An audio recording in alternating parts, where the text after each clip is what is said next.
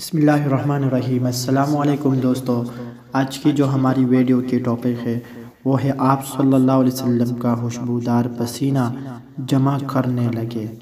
خادم رسول سیدنا انس ابن مالک رضی اللہ تعالیٰ عنہ فرماتے ہیں کہ ایک روز رسول صلی اللہ علیہ وسلم ایک کال پر دو پیر کے وقت لیٹے آرام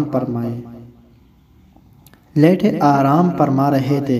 جب آپ صلی اللہ علیہ وسلم کو پسینہ آ گیا تو حضرت ام سلمہ رضی اللہ تعالیٰ عنہ اٹھے اور آپ صلی اللہ علیہ وسلم کے پسینہ کو ایک جگہ کر کے ایک شیشے میں بھرنے لگے۔ رسول کریم صلی اللہ علیہ وسلم نے دیکھ کر فرمایا، اے ام سلمہ، تم کیا کر رہی ہو؟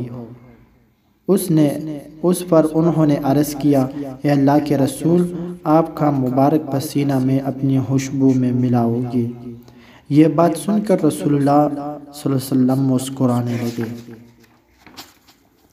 رسول کریم صلی اللہ علیہ وسلم کا پسینہ بہت زیادہ خوشبودار تھا۔ حدیث والا کی مناسبت سے ایک اور خوبصورت حدیث پیش خدمت ہے۔ حضرت انس رضی اللہ تعالیٰ عنہ سے روایت ہے کہ میں نے دیباج اور کسی ریشم کے کپڑے کو آپ صلی اللہ علیہ وسلم کی ہتھیلیوں سے زیادہ نرم نہیں پایا، اور نہ میں کبھی کوئی خوشبو یا کوئی عطر رسول اللہ صلی اللہ علیہ وسلم کے پسینہ کی خوشبو سے عمدہ پائی۔